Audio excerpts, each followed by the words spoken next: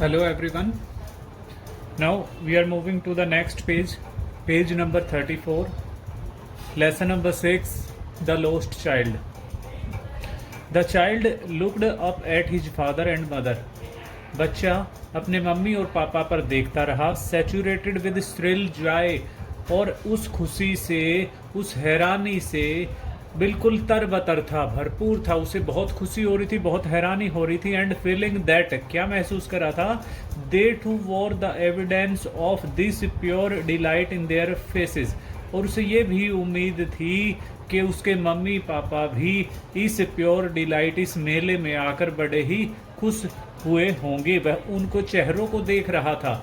He left the footpath, उसने footpath को छोड़ दिया, जिस रास्ते पर वो चल रहे थे उसे छोड़ दिया। एंड प्लंज्ड, प्लंज्ड मीन्स कूद पड़े, कूद पड़ना। हेडलॉन्ग इनटू अ फील्ड, और एक खेत के अंदर कूद गया। Prancing like a young Colt, prancing उछल कूद होता है बेटा। कॉल्ट जो घोड़े का छोटा बच्चा होता है, जैसे जिस ढंग से वो जंप करता है, वो घोड़े के बच्चे एक बछेड़े की तरह इधर उधर उछल कूद कर रहा था। His small feet timing with the fitful gust of wind that come rich with the fragrance of more distant fields. जो हवा चल रही थी, जो दूर से खेतों की खुशबू को ला रही थी, जिसके अंदर से दूर के खेतों की खुशबू आ रही थी, वो उस हवा के साथ, उस चंचल हवा की टाइमिंग के साथ ही उसके पैर भी मूव कर रहे थे, इधर उधर भाग रहे थे।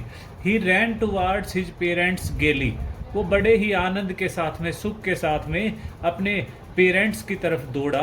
And walked abreast of them for a while, और उनके बराबर में आकर चलने लगा।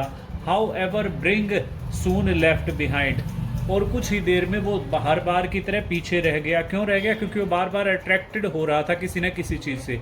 Now he was attracted by the little insects and worms along the footpath that were emerging from their hiding place to enjoy the sunshine, कि वो छोटे कीड़े मकोड़े जो अपने छुपने वाली जगह से, मतलब किसी बिल से बाहर निकले थे धूप की रोशनी का आनंद लेने के लिए, वह उन कीड़े मकोड़ों को देखकर अट्रैक्टेड होकर पीछे छूट गया। कम चाइल्ड कम, आओ बेटा आओ। His parents called from the shade of a grove, grove होता है पेड़ों का झुंड, उपवन। उसके जो पेरेंट्स है जो आगे चले गए थे, वो एक उपवन पेड़ों के झुंड के पास रुक गए थे, उसकी छाया के अंदर रुक गए थे, बैठ गए थे। वहां से उन्होंने अपने बच्चे को आवाज लगाई, आओ बेटा आओ। On the edge of a wall, और वो उपवन कहाँ था, वो पेड़ों का झुंड कहाँ था? एक कुएं के किनारे पर। ही रैन टुवार्ड्स देम, वो उनकी तरफ दौड़ा। An old banyan tree, banyan बरगद होता बेटा, एक काफी पुराना जो बरगद का पेड़ था। Outstretched its powerful arms over the blooming jackfruit and jamun and neem, जिसने अपनी बाहें, जिसने अपनी पेड़ों की टहनियों को फैला रखा था, खिले हुए कटहल, जामुन, नीम, चंपक, स्क्रिसा और जो गोल्डन कासिस, जो गुलमोहर के पेड़ थे, उन सब के ऊपर उसने अपनी टहनियों को फैला रखा था। As an old grandmother spreads her skirt over her young women young ones, जहाँ एक बूढ़ी दादी जी ने अपनी पल्लू से अपने छोटे बेटे को, अपने छोटे एक बच्चे को ढक रखा था।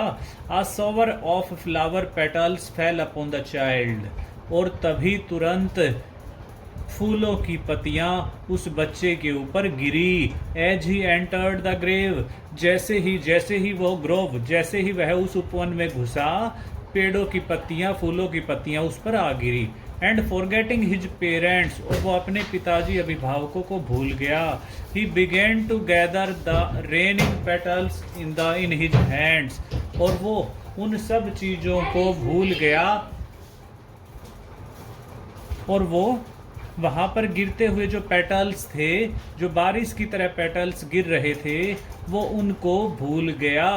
और but low he heard the cooing of अ, वो अपने पेरेंट्स को भूल गया उन पत्तियों को देखकर जो ऊपर से बारिश की तरह उस पर गिर रहे थे। He heard the cooing of a dove, तभी उसने कबूतर की कू करने की आवाज सुनी। And ran towards his parents, और अपने पेरेंट्स की तरफ वो दौड़ा, साउटिंग, चिल्लाता हुआ, द डव, कबूतर कबूतर। The raining petals dropped from his forgotten hands, और वो जो पत्तियां थी जो गिर रही थी, वो उसके हाथों से गिर गई। Come child come, they called the child, उन्होंने फिर से आवाज़ दी, बच्चे आओ। Who had now gone running in wild capers, अब वो बच्चा इधर उधर शरारतें कर रहा था। राउंड द बेनियन ट्री के चारों तरफ। And gathering him up they took the narrow, और वहां से निकलते ही उन्होंने एक नैरो, एक तंग रास्ता, वाइंडिंग घुमावदार रास्ता लिया। Which led to the fair, जो मेले की तरफ जा रहा था। Through the mustard fields,